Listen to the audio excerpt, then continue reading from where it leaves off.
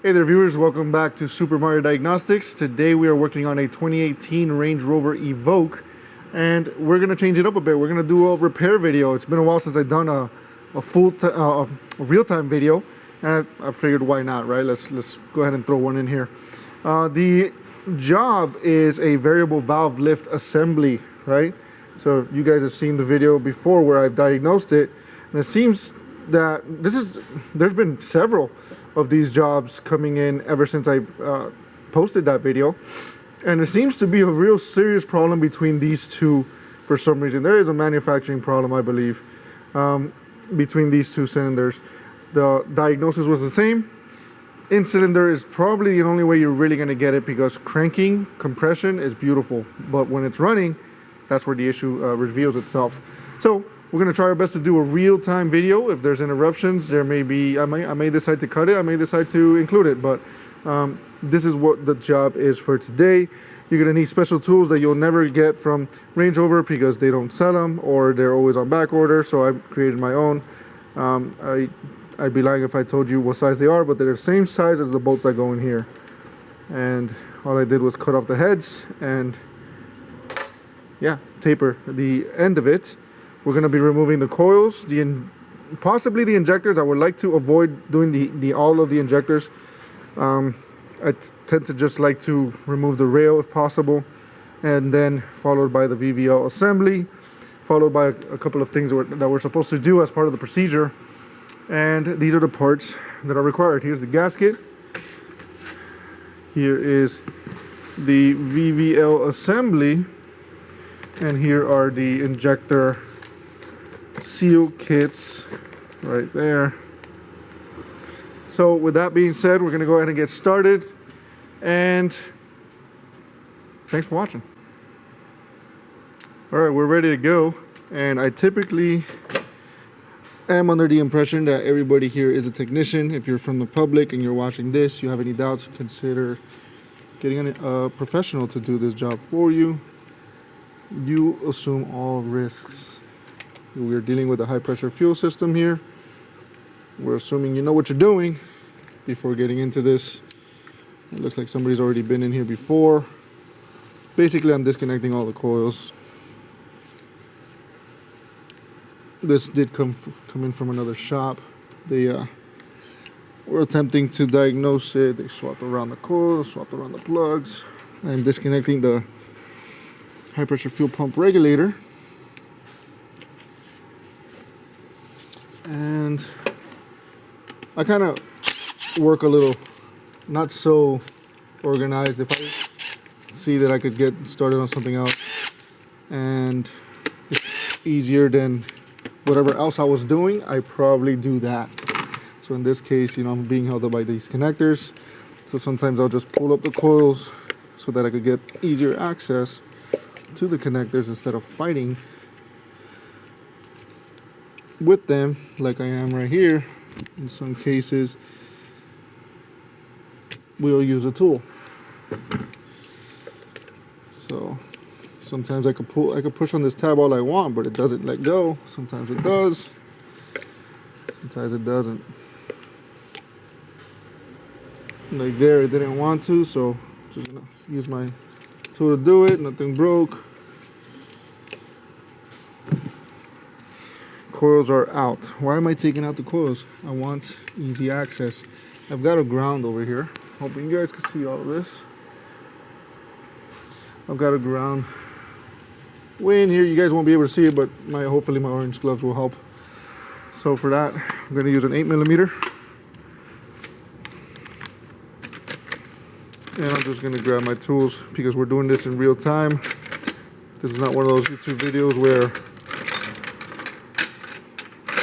I just tell you this, oh, you got to have all of these and that tools ahead of the whole video, because that seems a little fishy to me.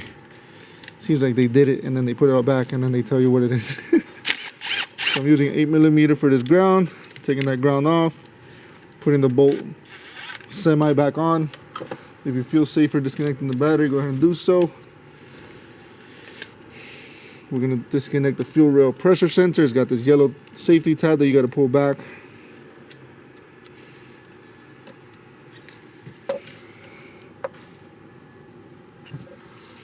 And for some reason, Range Rover makes like the most stubborn connections. It always helps though. Every now and then, what I just did there was push in on the tab and then pull out. So we got a couple of 10mm nuts that we have to remove for this hold down, for this harness hold down. Basically, like I said, I don't really go in order. I just remove everything in sight. So if that doesn't work for you, I'm sorry, but this video is probably not gonna work for you. I'm gonna go ahead and disconnect this. Make it a good habit, right? I know we're technicians here, but if you're one of the type to always leave that there, you might bump into it and break it. I like to prevent that by just leaving it out a bit. So we're gonna push in, push on the tab, and pull back. I'm disconnecting the VVL actuator connections. We've got a purge valve here as well that's in the way. It's got a red, one of those annoying red safety tabs.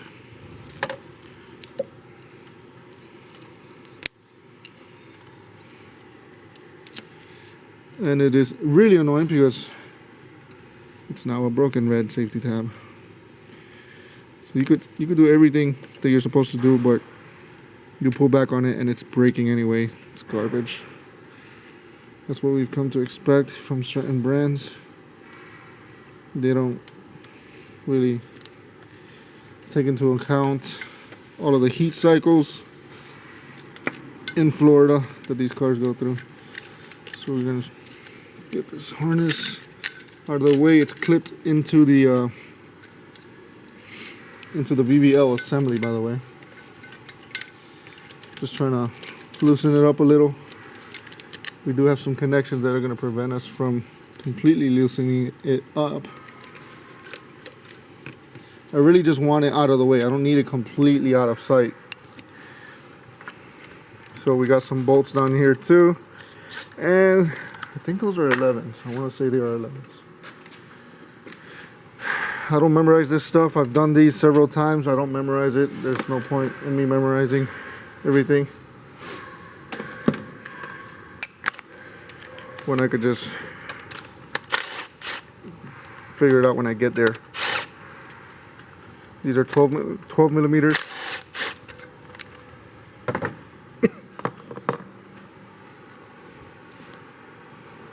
All right.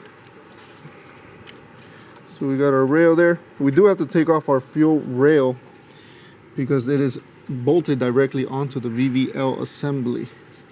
This hose is in my way. I like to work comfortable, so I am going to pinch this hose from top and bottom and get it out of the way, at least as much as I can. I may have to put like a little bungee cord just to get it out of my way.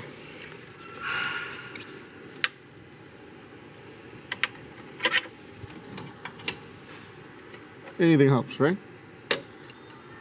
We've got the VVL oil pressure sensor with those annoying red tabs on it.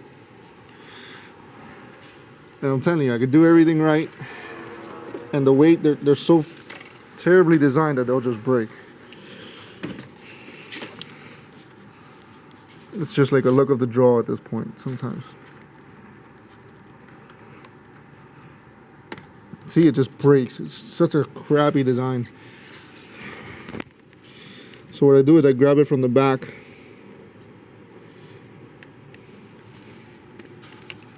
It's terrible design. And we have another ground there that is in the way, but you know, it might not be in a way for us to get this job done. I really want to do as minimal disassembly as I can to get this going, right? We got to be practical about this. Some of you guys are on flat rate. Hopefully you're not watching this while you're doing the job. Hopefully you're watching this before you're doing the job. So we've got some clips that are going into our rail. I know you guys can't see this, so I'm gonna fix the camera so that you can, hopefully.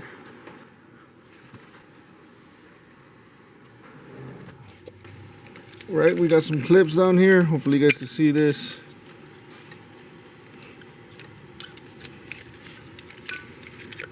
There's 3 of them. Sometimes you could just pull them up, but every now and then it breaks. So it didn't break. You could just pull them up.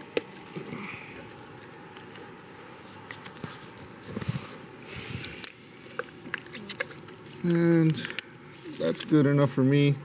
I want to get this rail off, this fuel rail off. And I've got this fuel line that's in my way. It is a high pressure system. Again, I'm expecting technicians to be watching this. You do this at your own risk. I do not assume any liability for what's about to happen. I only assume my own liability. So I am gently getting a 17 millimeter and cracking this open and letting the paper towel absorb the fuel instead of making a giant mess.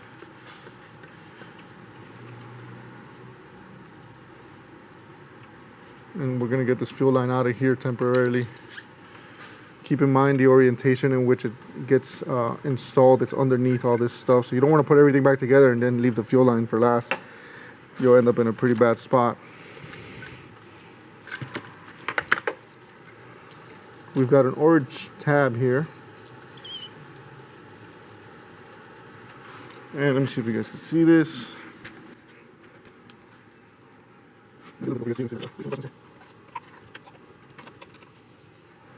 And this is a real-time video, so you're gonna see all my editing. And basically we're trying to remove this tab here. If I remember correctly, this slides. Yep. We got that slid, and then we're supposed to press in these two tabs. So I like to squeeze in the lines first, then press in those two tabs. And it's so recessed in there that it's kind of difficult to get. So let me see if I have the tool for this. I think this is the right tool. It is not a special tool, but it should work.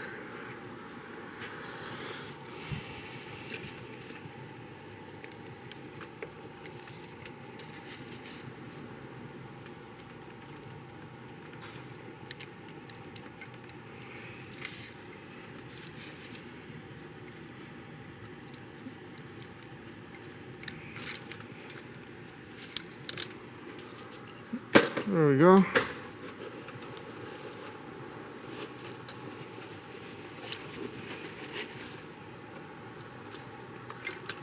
I'm gonna get this rail out of here.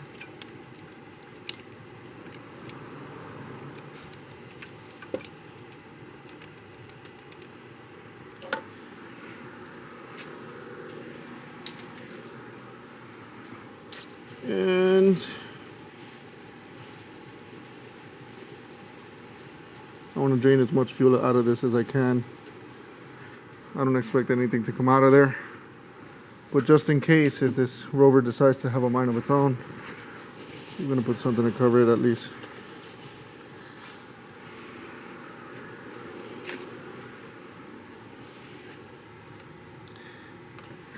See if you guys can see this.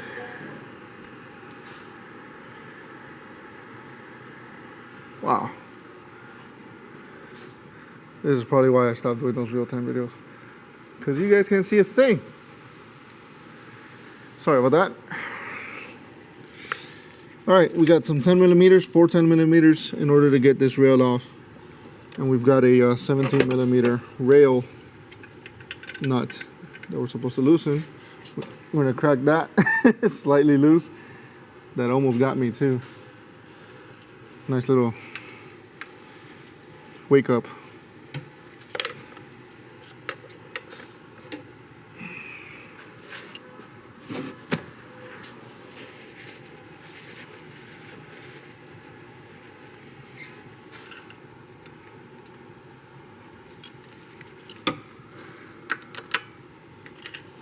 Just gonna leave that there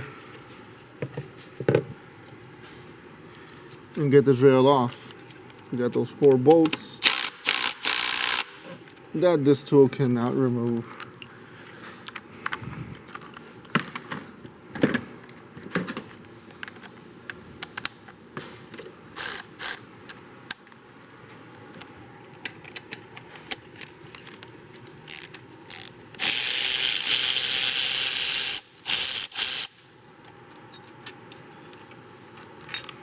Got those long ones for the rail.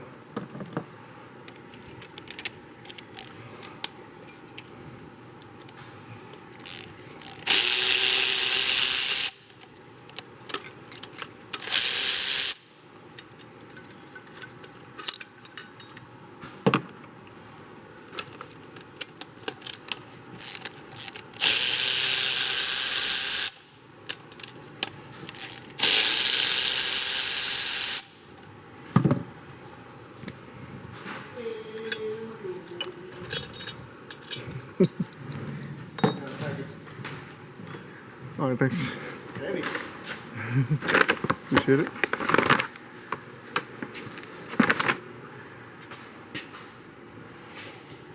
Let's see if we can get this rail off here without disconnecting all of the injectors. I wouldn't get my hopes up too much though.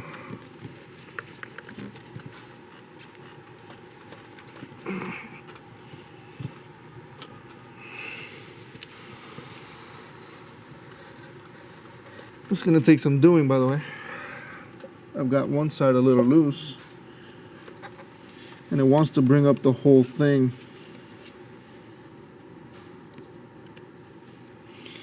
So in this case, since it wants to do that, we're gonna blow the whole thing out.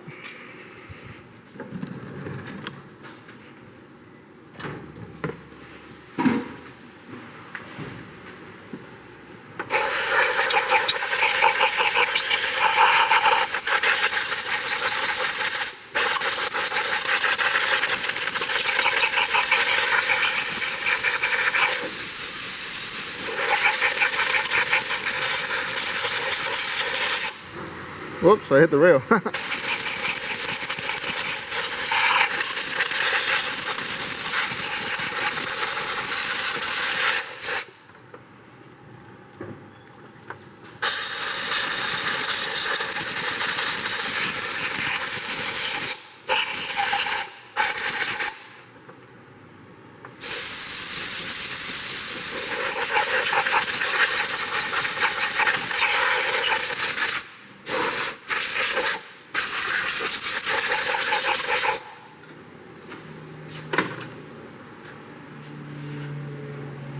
Alright, let's give it another go.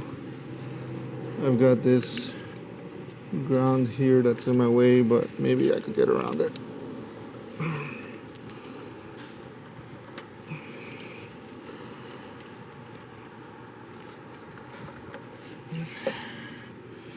I'm gonna have to bring in the persuader.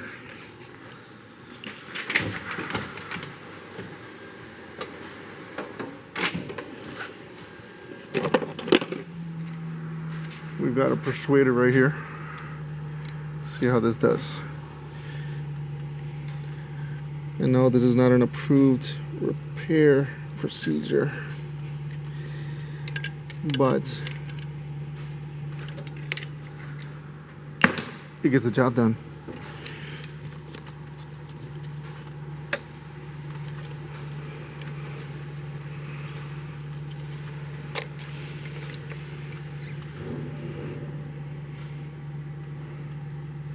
And of course, one injector stays down and then the rest come up. Great. Why couldn't it just all come out? Pick one. All right, so we've got the clearance.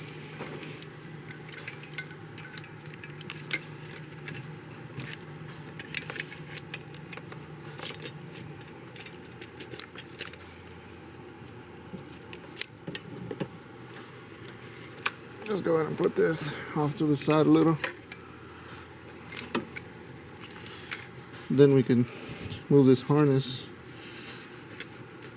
over. I'm gonna put another bungee cord there.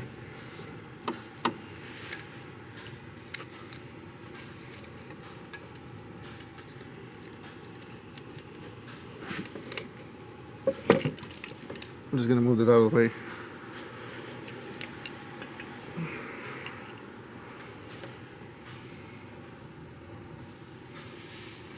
Just looking around, make sure there's no dirt going into the bores. And we've got an 8mm here, hold down for this pipe that we gotta remove.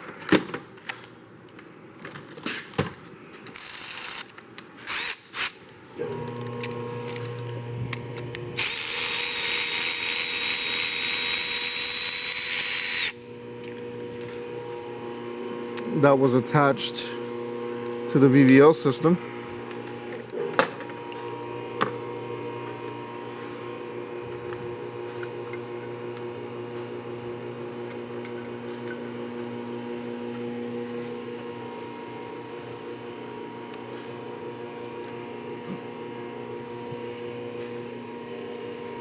We've got this purge line here, and I've got this hose that's kind of in my way. And due to the way this thing is done, I can't have that hose in my way. So I'm gonna see what I can do to get it out of my way. We got a hold down for that pipe right over here. I'm gonna take it off.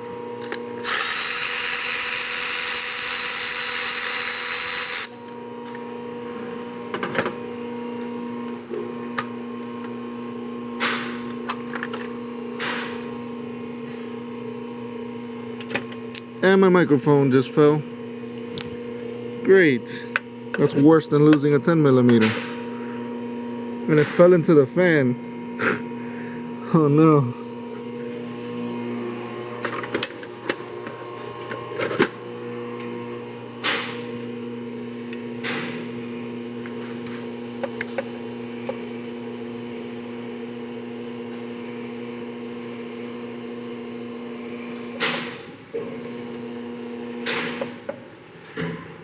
Woohoo! We got it.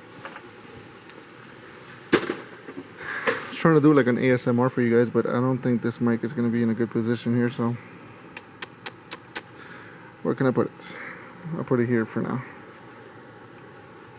Doubt I'll bump into it there.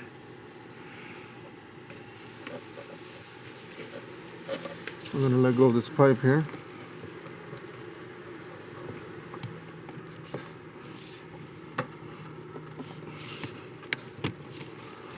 That way we have enough slack to get completely out of the way. All we got left here is this harness to get it out of the way.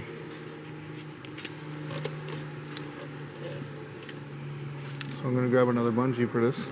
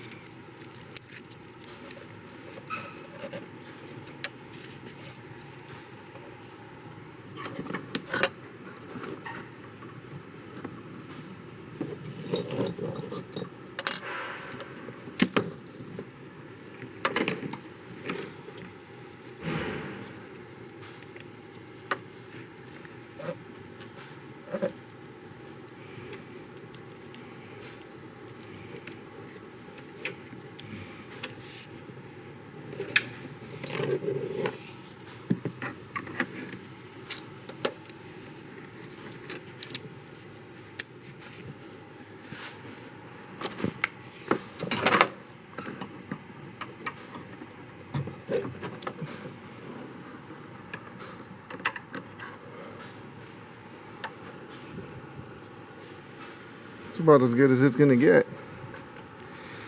I think we're ready to remove this.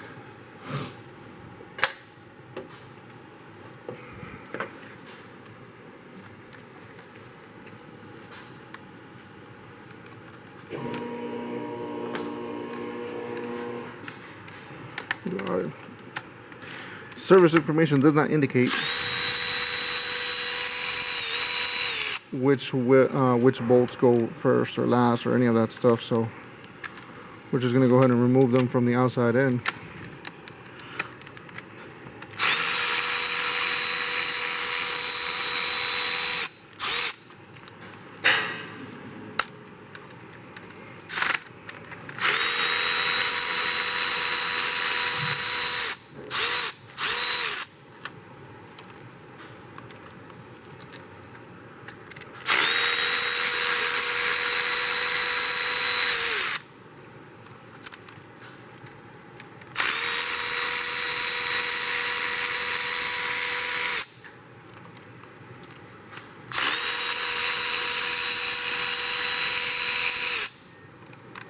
I'm going to drop the clutch.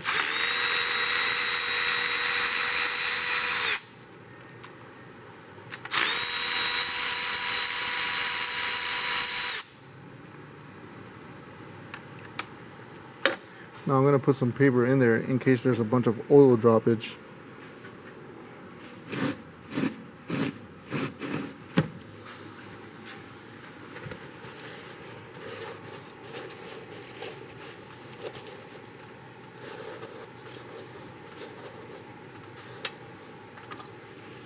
And of course I dropped my mic again. Oh my goodness.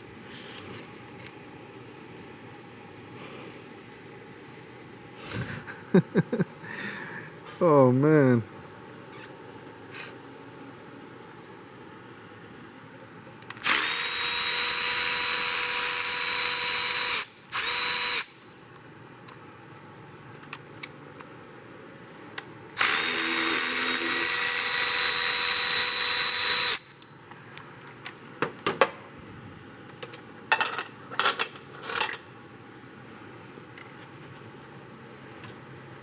Alrighty.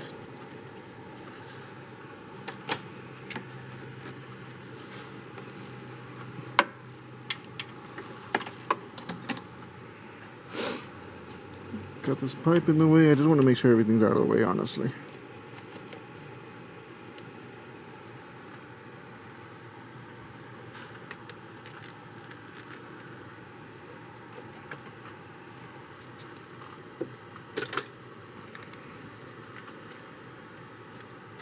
I think I know why it failed.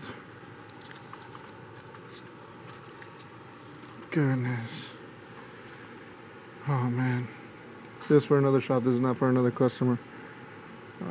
For what it's worth. This is why it failed. Do your oil changes, people. Do your oil changes on time. I cannot stress it enough. I cannot stress it enough. This is prime example of a very expensive repair that was completely avoidable. And yes, it may be that, oh look, it doesn't lock. That's the failure. It may be a manufacturer defect with how many we've seen. This is the first one we've seen this nasty.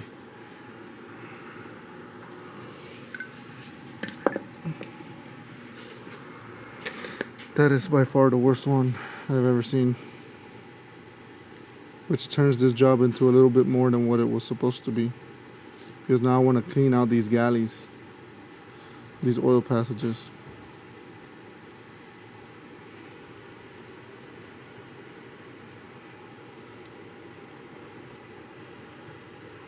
It's literally caked on it. This is nasty. I can't stress this enough. If the public is miraculously watching this, do your oil changes. I mean, goodness.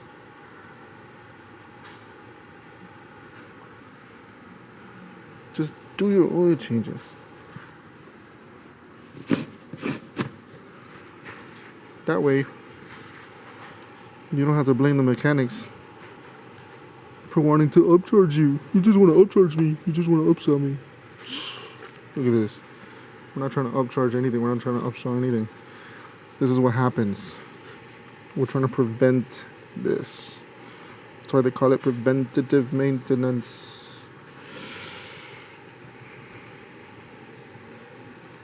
That's disgusting. You're just trying to upsell me.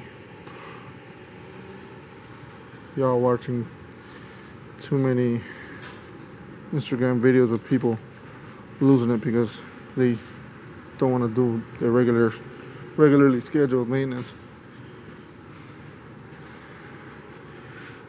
Maybe if you saw the consequences of what happens when you don't do these maintenances, you'd realize what you're giving up just to save a couple bucks. What's the real cost of saving money? That's what I'm gonna call. I'm gonna call this video the real cost of saving money.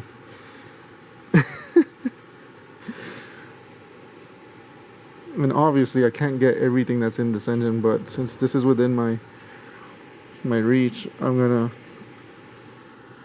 do the customer this solid.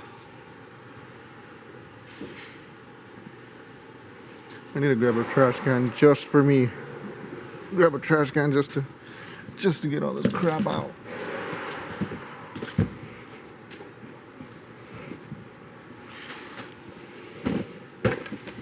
The true cost of saving money. That sounds like a really good documentary.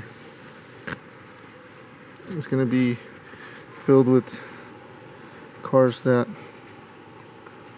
lived terrible lives by consumers that didn't listen to us when we warned them. I'm pretty sure somebody warned you that this would happen. Somebody must have. I don't think the customer will ever watch this video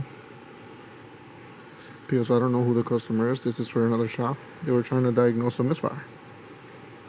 Oil changes or lack thereof can cause misfires. We don't really know the true extent of the damage that can be had as a result of all this. I need a better way to get all this crap out because this is the worst I've seen.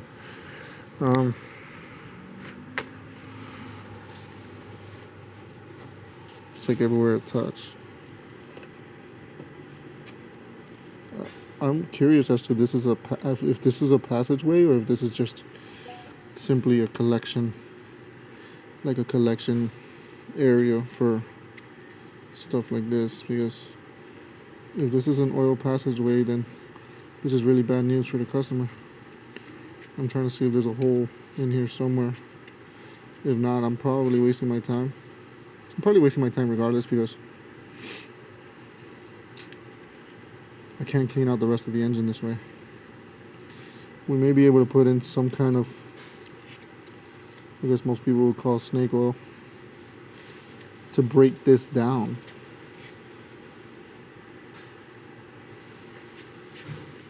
I actually had really good success with one particular brand.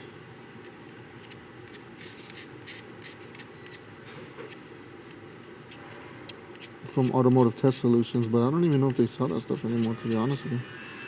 If I'm totally honest, I don't know if they sell it anymore. They have this engine oil treatment that was amazing. And I tried it out and it was great. I just don't know if they still have it. I don't see any oil passageways here. All I see is like a collection area. Yeah, this one is just like a solid piece of cake. Whose birthday is it? Happy birthday.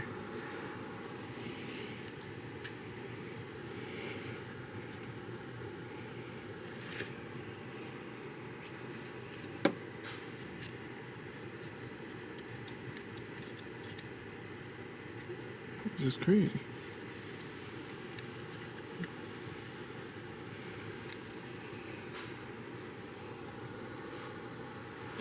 You know, it would have been nice if Jaguar would have put the oil cap right on top or somewhere in the area of the crankcase, just like they used to back in the good old days, so that we could see this before we start recommending repairs. Because how else were we going to see this before recommending repairs? I don't see another way.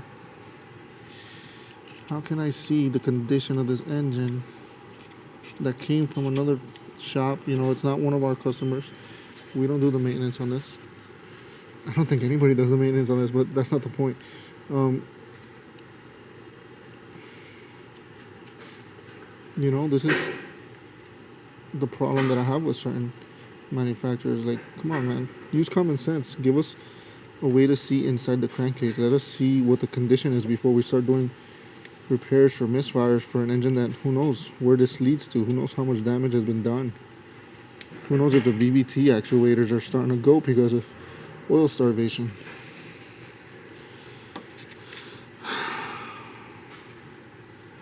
This is the stuff that a mechanic thinks when they're working on your car, just so you know. How far has the damage, how much damage has been done? I don't think I'm going to go much further than that because honestly, all we can do at this point is tell the customer the reality of the situation.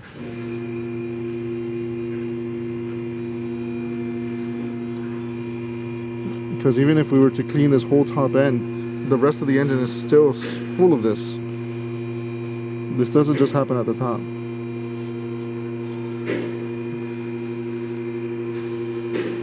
And then of course, you know, when you use cleaners or snake oil, whatever you want to call it, solvents, you know, that some manufacturers don't like that. The same manufacturers that don't give us a way to look at the crankcase are the same ones that tell you that they don't like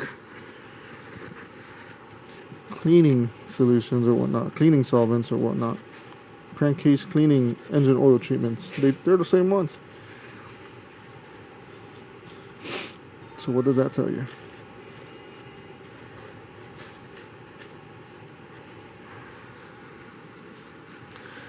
What does that tell you about the OE's heart of the matter? The heart of the matter is planned obsolescence.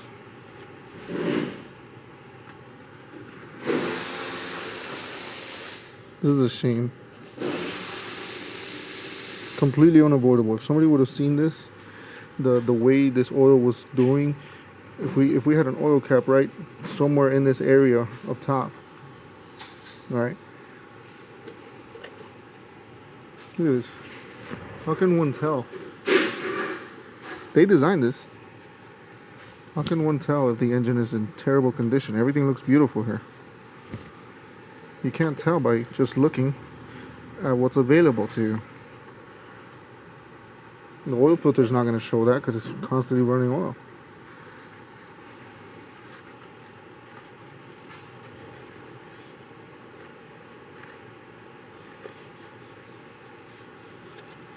How is someone supposed to know?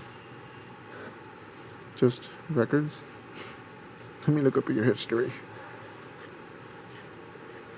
This is zero consideration for the independent sector. We're the ones that have to deal with it once it's out of warranty, once the customer decides that they don't want to go to the dealer no more. We're the ones that have to look at this. And we have no records. We have no access to those records. We don't know when was the last time they did an oil change. That's the independent world. It's kind of like the Wild West. Everyone just has their own records, personal records. It's not a centralized or decentralized, I guess you can say. There's no way for all of us to know the history of the vehicle. And the customer always swears that they've done all their maintenance. They will never admit that they are constantly over 5,000 miles on their oil changes. Anyway, rant over. Sorry about that. I was just trying to clean this and kind of like get through it. But that is, I'm just thinking out loud. So I apologize if that offends anybody, but that's where I'm at mentally with this. So I'm going to open up this gasket, carefully, not trying to pierce through it. All right.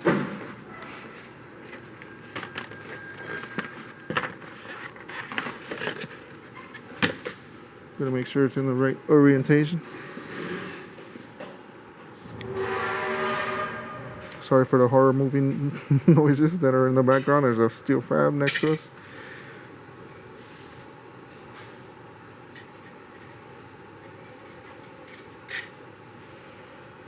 All right.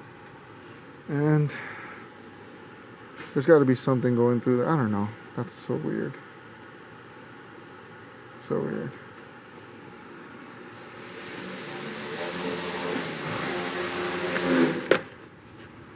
We're going to install our special tools.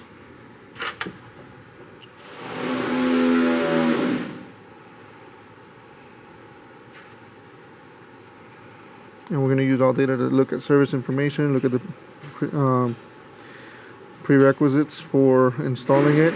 They do make mention of the brakes being locked or reset. Right, we got to make sure that all of the CVVL brakes are fully reset in the fully locked position. We saw that number 4 on the old one was never resetting, and it would stay there. It would come right back up. It would never reset. So let's see what the new one looks like.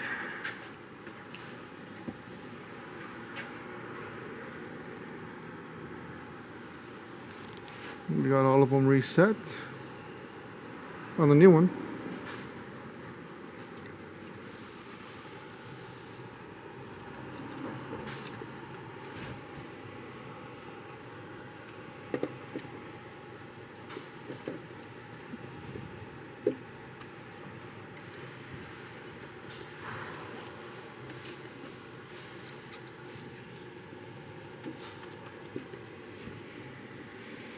And according to all data, we're supposed to put in our 2 center ones first at, I believe it was 10 Newton meters. My mistake, 6 Newton meters. And we're going to go ahead and do just that. We do have some dowel pins that we're going to have to deal with. Hopefully they don't become an issue.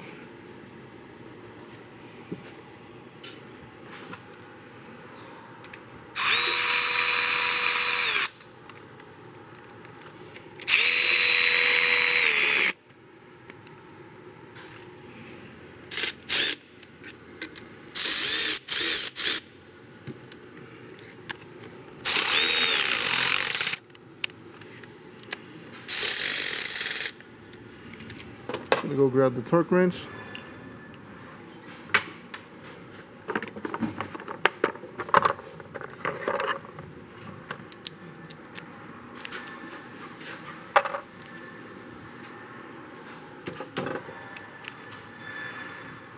We're doing these at 6 Newton meters.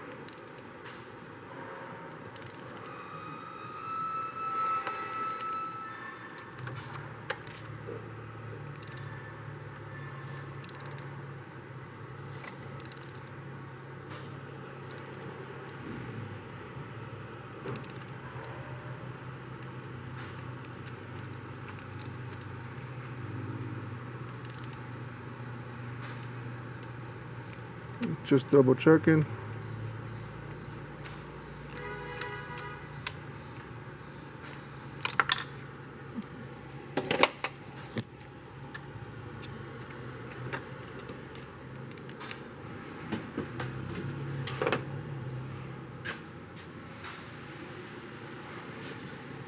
All right, we're gonna remove our special tools. And we're going to install the rest of the 10 bolts and tighten them down to 12 Newton meters.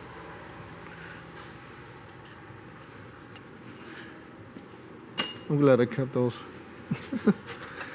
I thought we would have like the actual special tools, but apparently they don't make them available to anyone.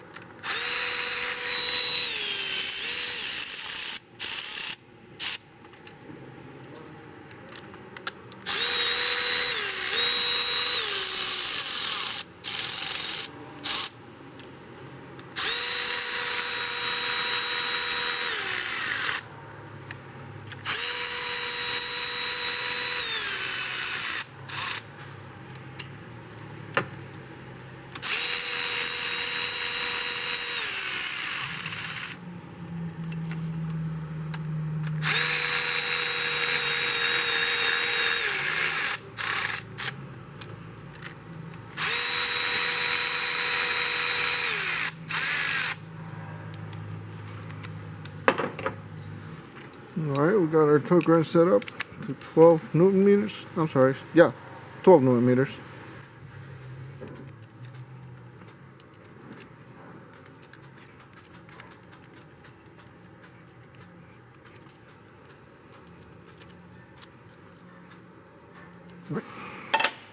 Let's go ahead and put this pipe back. Move this.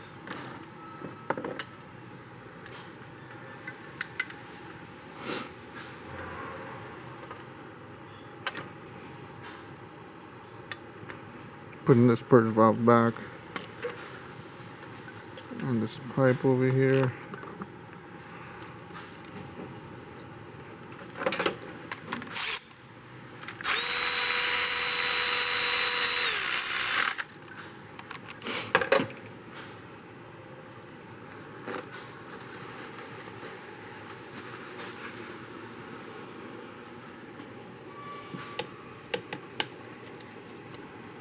Gonna put this back too.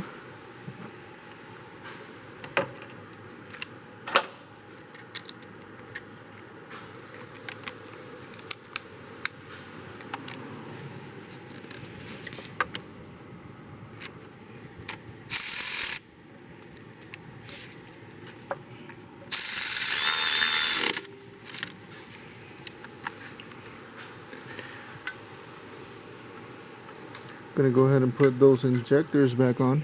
All right, after hunting down my tool kit, we're finally gonna do this real quick.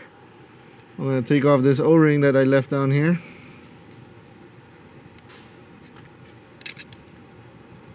A lot of people like to use their Teflon seals, and I gotta be honest with you, I've done it too. And for the most part, it's been perfectly fine. But I don't know. This Range Rover doesn't give me a good feeling, so I don't want to risk it this time. So I'm going to go ahead and replace them. Right now I'm replacing the O-ring of the injector, right? With the one that we got from the tool kit. I'm sorry, from our new kits there. Right? And this is our old one. In case anybody was wondering. That's our old one. And we've got our new Teflon seal here, as long as we don't lose it. I'm gonna go get 2 more, because that's all we need. And that is what our new kit comes with, right? We got our little Teflon seals in there. You guys aren't really missing much. These are like some of the harder seals I've messed with. Usually they're a little softer.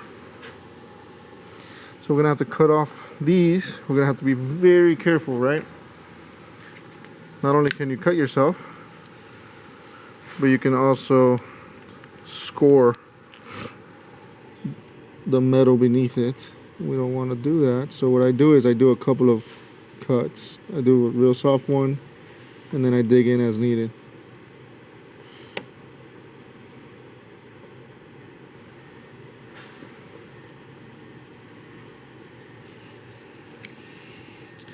I'm gonna do the same thing with this one. Do a soft cut, a second,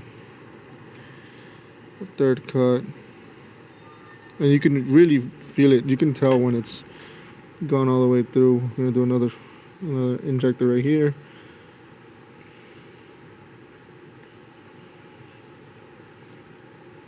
No need to rush. You don't want to cut yourself. Again, this is all at your own risk.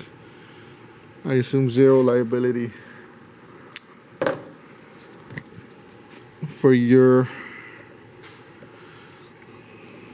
mistakes. So I've made the cut, and now we're getting the Teflon seal off. This one we made the cut. Obviously I didn't do a full cut all the way down to the bottom. That's why I do the rest with this, and what I'm doing is just separating the seal. And there's no scoring on the injector itself, right? Because then you would have compression bypass. This kit is very simple. Let's see if you guys can see this. Hopefully I didn't block the whole thing. Knowing me, I probably did.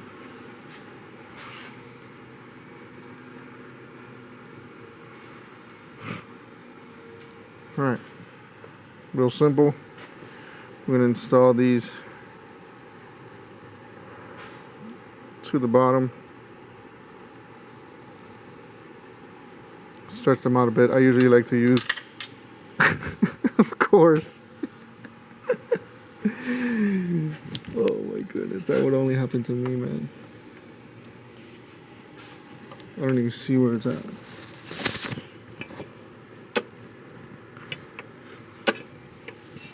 You got to be kidding me.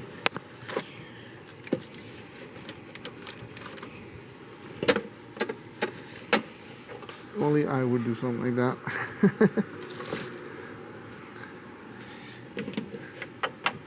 You guys can go on a little intermission while I go hunt this down.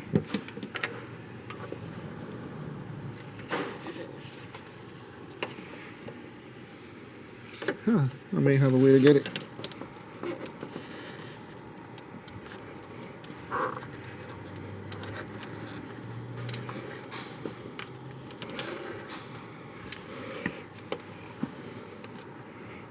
Sweet.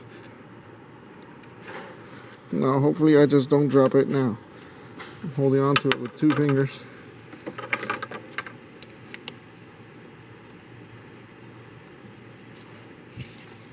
Oh, talk about being fortunate.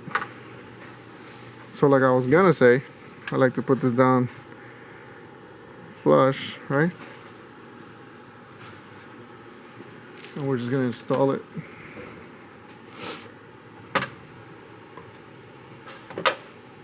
Well, we could use the tool, right? That's what it's for, right? So we put that right there. Line it up, right? Ideally, you want this all clean. I don't want anything abrasive. So I'm just gonna do a minimal cleaning, really.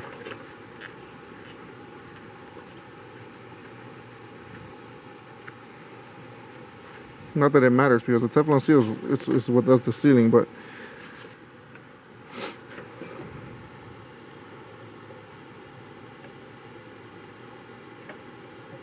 that is it.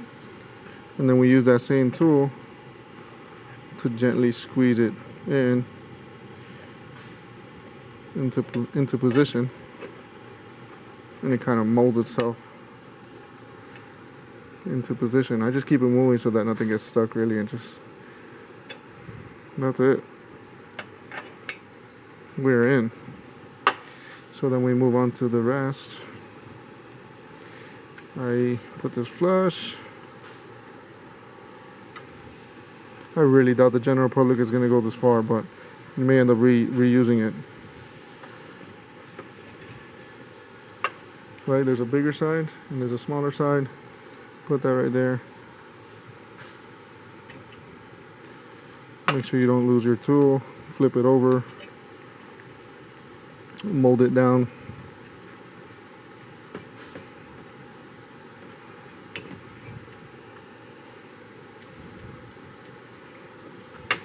And do the same thing on the next one. Oops. Come on, Mario, don't mess this up. You're filming. It's prime time, baby. We got the small side, put that right there.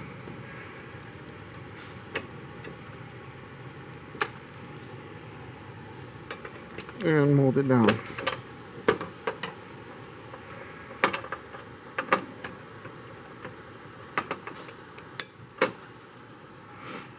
Put the tool away before you lose it. Throw away your old Teflon so you can prove it to the customer. Not throw it away, keep it or put it away. And put this sucker back in. And everybody's happy. Make sure you have no contaminants in the bores. You know, all those precautions that you're supposed to take. Oh yeah, don't forget to connect your injector. You know, because I would do something like that. So before I bolt down my rail, Make sure I connect that last injector.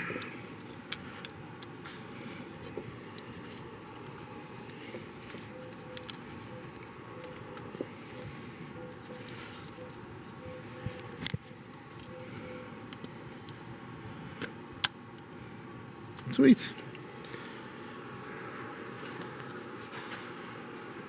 And you guys can't see a thing. Of course, I would do something like that. Anyway, all I did was put down the rail. Gonna put in our clips. We got 1, 2, 3 clips.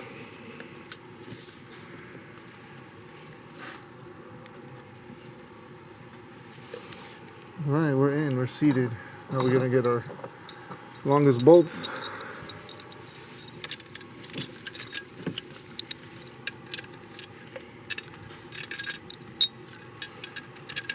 And I don't go crazy about torque because, I mean, it's just a rail. But you want to obviously snug them down.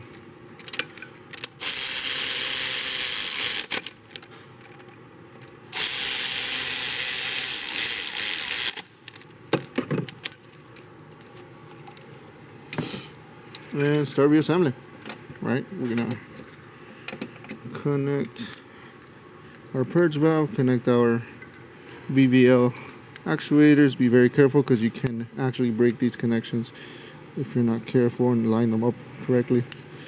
So you want to be consciously doing it. You don't want to just like ram them through, so to speak. I'm gonna connect our rail pressure sensor with the yellow tab.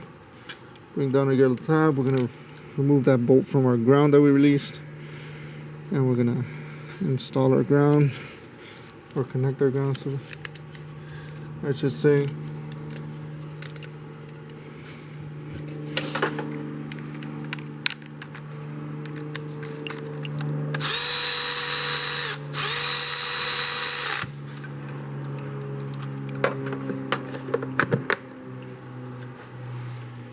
And before I go too far, I want to get my rail back because I do know it goes under some stuff. And I don't want to go too far, which I probably already did. I kind of already did, but not too bad. Nothing too crazy, right? We're going to bring it under. And I'm going to have to disconnect that rail sensor. That's what's in my way. So I did go too far.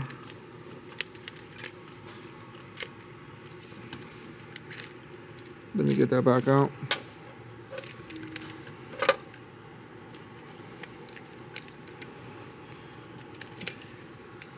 And my ground, hopefully my ground's not a problem. I'll put my ground back in. Oh, we're good. We are good. Now before I tighten anything down, I'm gonna put my studs back in. That would be these, all right?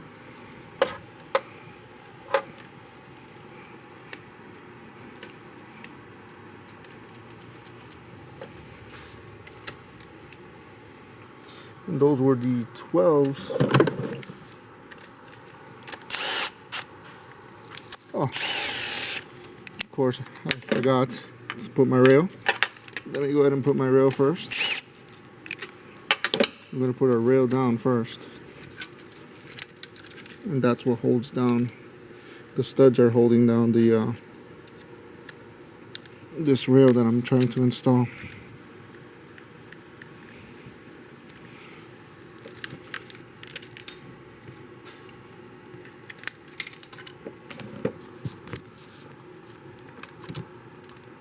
Thank goodness for magnetic bolts, because I'm honestly, I don't know about you guys, but I'm sick of aluminum bolts. If you drop them, you're in for a fishing expedition.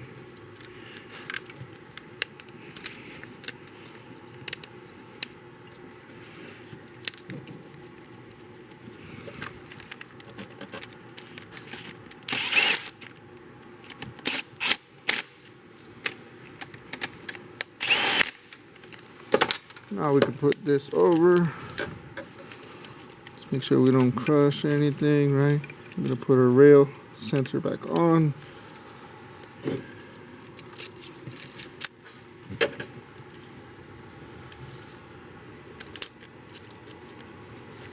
We're gonna put our VVL oil pressure sensor back on. Lock down that ridiculous red little tab. And the same thing with the purge valve. We're gonna lock that down. Connect our high pressure fuel pump regulator.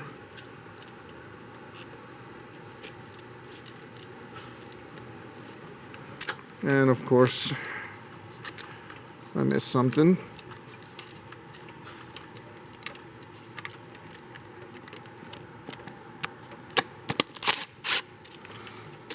There we go. I didn't put the fuel rail into the position it should have been. We're gonna connect our fuel line. I didn't hear a click, so I pulled back to check, and it wasn't fully seated.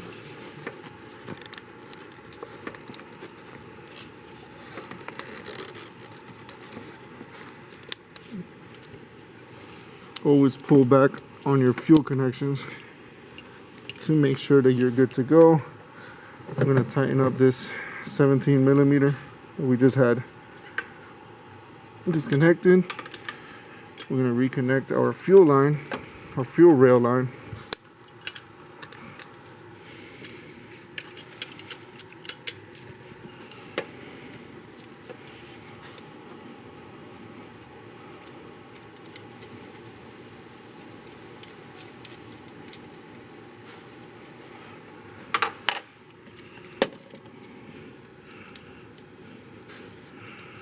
I did not see anything wrong with reusing these. I will have to double check.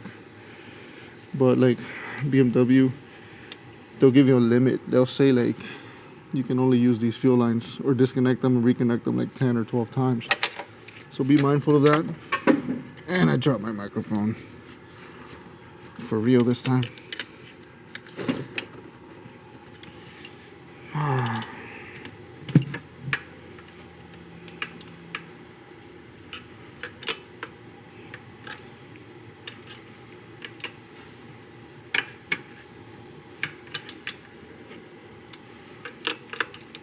Turning up all of our fuel lines. Make sure they're nice and tight before you start the vehicle. Should have been 3 connections. Check all 3. Hopefully my mic still works.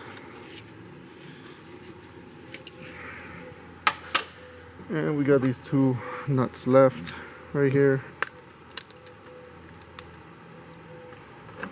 I don't think I'm gonna be using those mics like that the way I've been using it there.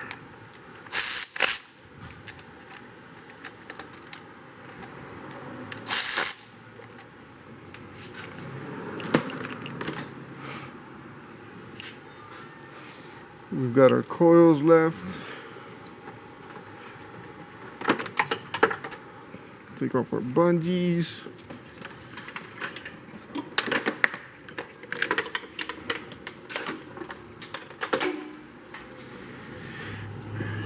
Gonna go ahead and reconnect our coils.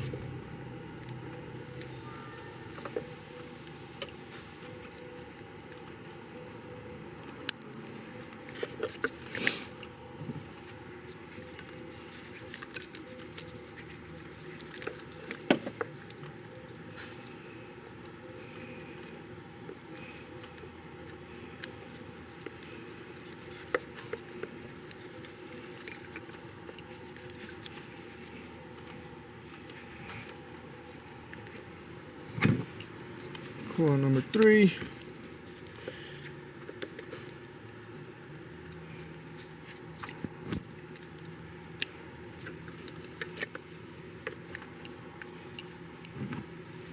And coil number 4.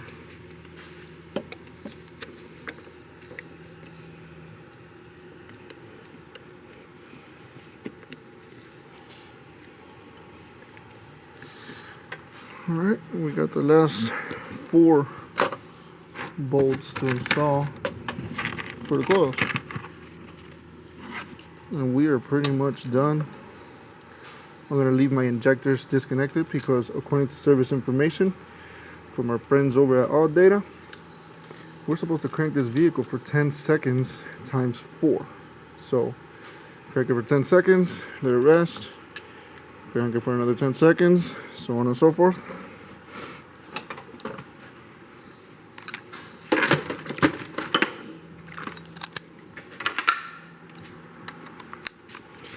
And we're gonna go ahead and do just that.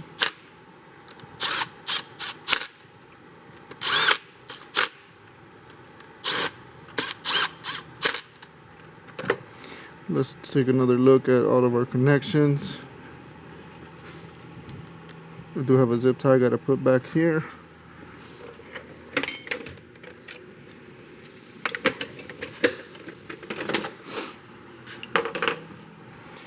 Might as well get that over with.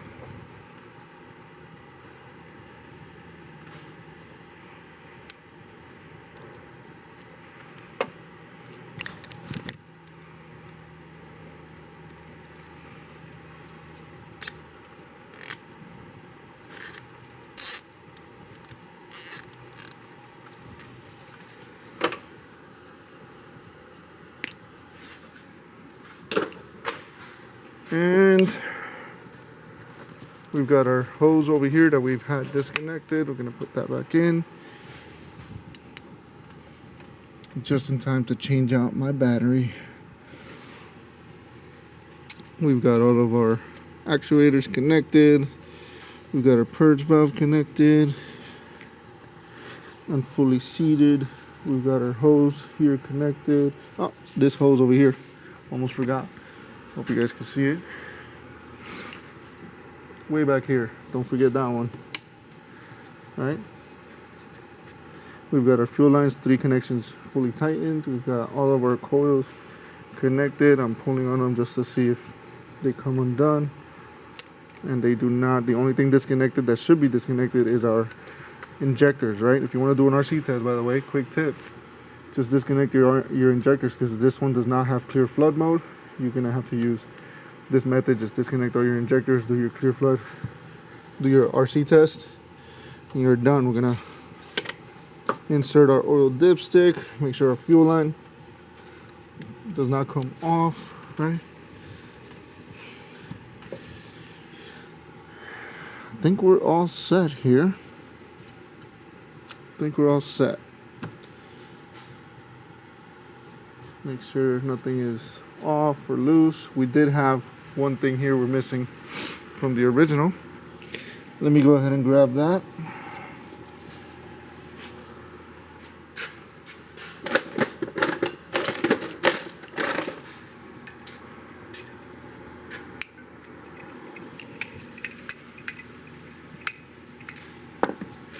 And that would be this right here.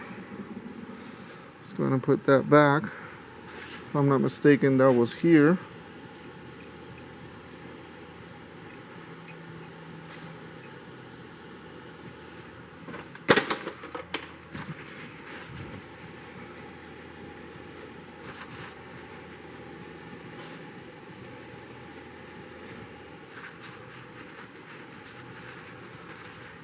We should be good to go. Better than factory, right? Some of you know who I'm talking about. We're gonna go ahead and crank this vehicle. I can't forget my microphone down there somewhere. I'm gonna have to lift this vehicle after I'm done with this video.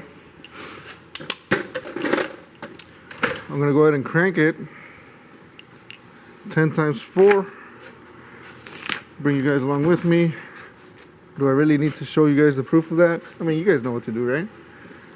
Look at service information. You guys know how to do the cranking only, right? With the injectors disconnected.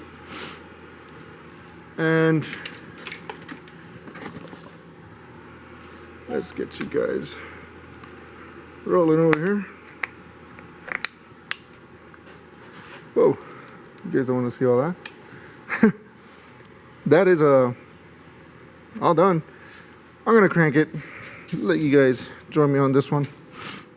Right, service information shows 4 times 10. So we're gonna go ahead and play it safe and do just that. Got our injectors disconnected.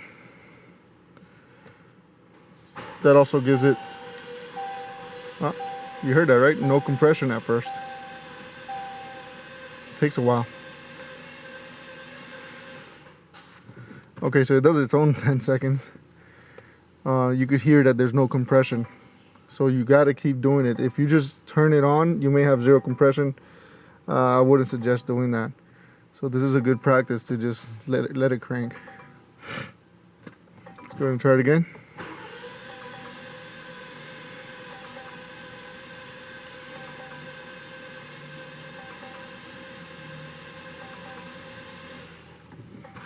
All right, that's 2. I heard compression coming, but it also left. So we'll keep going.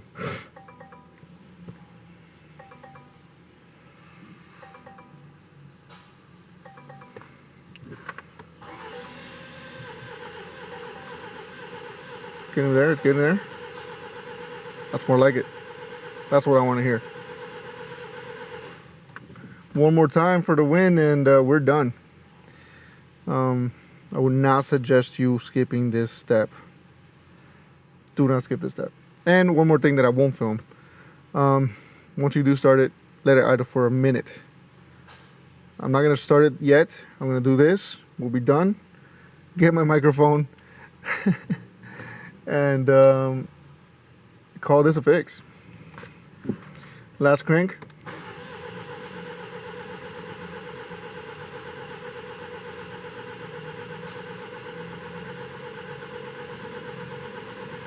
That's what you want to hear.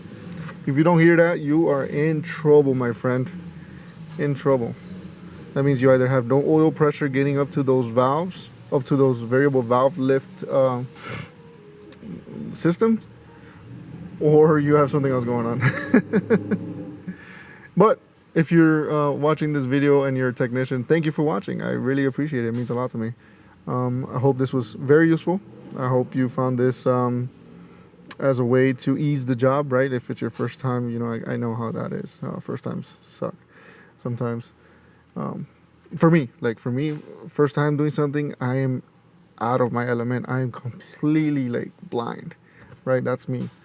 Once you start doing things over and over again, that's my groove. If you're from the public, do your oil changes. Consider hiring a professional who has the tools, who's done it several times, and realize that this is what happens when you do not do your oil changes. You end up with compression issues. You end up with other issues. If you want to see how I came to the conclusion of how to diagnose these things, I have another video. You can look up Range Rover misfire or something like that. I think I have it under misfire. I'll post a little screenshot of what the video looks like, what to look for, and you can see how I get to the answer of diagnosing these. Because if you do that cranking test, you might end up everything beautiful, but in reality, under several thousand RPM, the symptom reveals itself, and you actually have loss of compression, and things are moving really fast, and that's when it really fails. So if you have a misfire, even if it's intermittent, because it can be intermittent too, consider hiring a professional to diagnose it. If you go into a shop that tells you, yeah, we're going to try plugs and coils first and see what happens, I would say you may want to reconsider for a shop that says, we're going to test. Because they would be doing what we're doing here. We're testing. Instead of just throwing parts at it at your expense and then charging you on top of that just to go ahead and then start testing. So that's just my 2 cents. Take it for it's up to you how you want to take it, really. But thank you all for taking the time to watch. I hope you appreciate this video. I apologize for any rants, if anybody was offended by it, but I was just thinking out loud for the most part, and it's just things that we think about as we're doing work. It's like, so if that helps you see what we deal with, then so be it. Thanks for watching. I'll catch you on the next one. Hope you all enjoyed this video, and hit like, leave a comment. Do you like these type of videos? Make your voice heard and let me know. I do read the comments. I can't answer all of them, but I do read them, and I appreciate all of you guys for the support. Catch you on the next one. Take care.